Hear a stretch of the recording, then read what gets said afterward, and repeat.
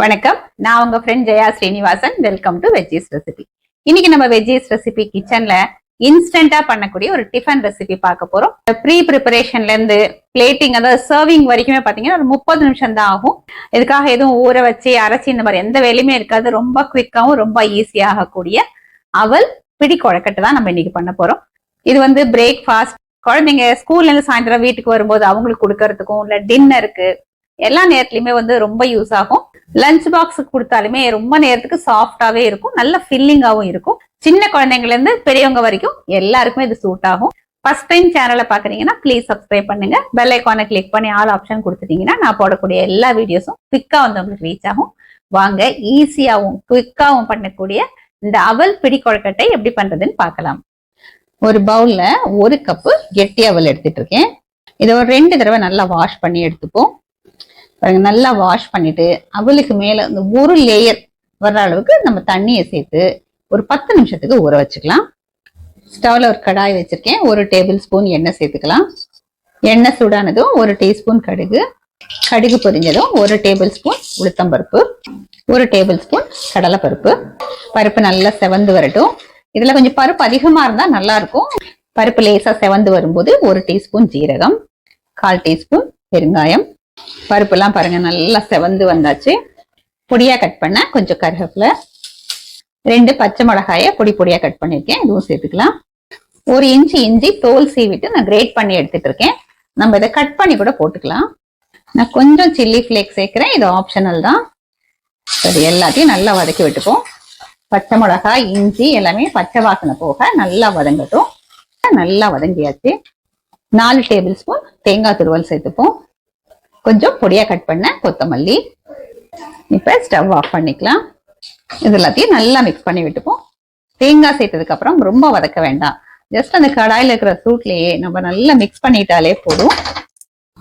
நம்ம ஊற வச்சிருக்கிற அவல் பாருங்க நல்லா ஊறி இருக்கு. நம்ம மேல தண்ணி ஒரு லேயர் விட்டோம் இல்லையா, அதை ஃபுல்லா அப்சர்வ் பண்ணிட்டு நல்லா பாருங்க சாஃப்டா மாவு மாதிரி இருக்கு.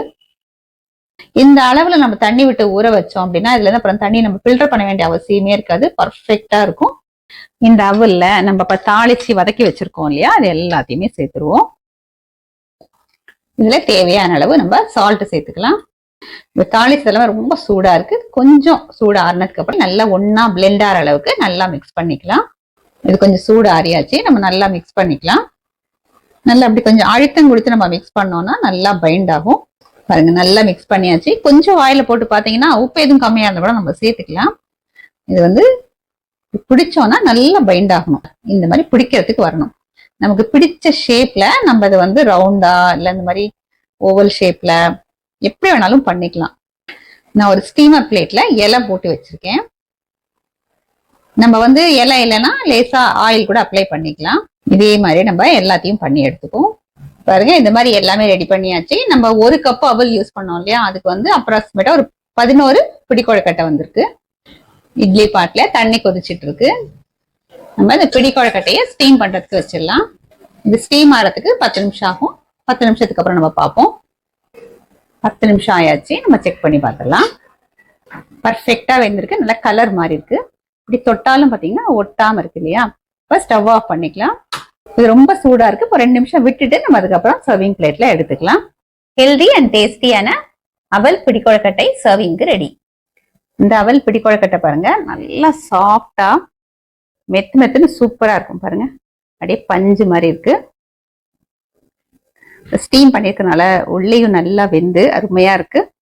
அவல் பிடி கொழக்கட்டை நல்லா குவிக்காவும் சூப்பராகவும் ரெடி ஆயாச்சு. எந்த அளவுக்கு மெத்துன்னு இருக்குன்னு நம்ம பார்த்துட்டோம். இப்போ நம்ம டேஸ்ட் பண்ணி பார்த்துடலாம். அதுக்கு தொட்டுக்கிறது கூட எதுவுமே வேணும்னு அவசியம் இல்லை. வேணும் அப்படின்னு நம்ம தேங்காய் சட்னியோ இல்ல கார சட்னியோ சாம்பாரோ இருந்தா கூட நம்ம தொட்டு சாப்பிடலாம். வத்த குழம்பு தொட்டு சாப்பிட்டாலுமே சூப்பரா இருக்கும். ஃபர்ஸ்ட் கிளாஸா இருக்கு. நல்லா சாஃப்டா இருக்கு. நம்ம அதை தாளிச்ச வாசனை அப்படி நல்லா தூக்கலா இருக்கு. மெயினா அந்த தேங்காய் போட்டிருக்கோம் இல்லையா, அதோட ஃபிளேவர் வந்து ரொம்ப அருமையா இருக்கு. இந்த இஞ்சியோட ஃபிளேவர், பச்சை மிளகாயோட ஃபிளேவர் அதுவுமே சூப்பரா இருக்கு. நமக்கு வேணும்னா கொஞ்சம் காய்கறி கூட ஏதாவது சேர்த்துக்கலாம். கேரட் துருவி போட்டுக்கலாம், குடமிளகாய் ஏதாவது போட்டுக்கலாம். ஆனா எதுவுமே போடாம பிளெயினா பண்ணா கூட ரொம்பவே நல்லா இருக்கும். இது நமக்கு சாப்பிட்றதுக்கு லைட்டாவும் இருக்கும், அதே நேரம் ஃபில்லிங்காவும் இருக்கும். இதுல வந்து நம்ம கம்மியா எண்ணெய் சேர்த்திருக்கிறதுனால நைட் டைம் சாப்பிட்டா கூட நமக்கு ஈஸியா டைஜஷன் ஆகும். சில சமயம் வந்து மாவு இல்லாத நேரத்துல நமக்கு ஏதாவது பண்ணணும்னு யோசிப்போம், ஆனா பண்றதுக்கு வந்து ரொம்ப போர் அடிக்கும், சோம்பேறித்தனமா இருக்கும். அந்த மாதிரி டயத்துல அவல் இருந்தா போதும், டக்குன்னு வந்து இந்த அவல் பிடி கொழுக்கட்டையை நம்ம ரெடி பண்ணிடலாம். இதே மாதிரி இதே மெத்தட்ல இந்த அவல் பிடி கொழுக்கட்டையை நீங்க கண்டிப்பா ட்ரை பண்ணி பாருங்க. செம்ம சூப்பரா வரும். ட்ரை பண்ணி பார்த்துட்டு எப்படி வந்ததுன்னு கமெண்ட்ல சொல்லுங்க. லைக் பண்ணுங்க, உங்க ஃப்ரெண்ட்ஸ் அண்ட் ஃபேமிலியோட ஷேர் பண்ணுங்க. புது ரெசிபியோட நாளைக்கு நான் உங்களை மீட் பண்றேன். தேங்க்ஸ் ஃபார் வாட்சிங்.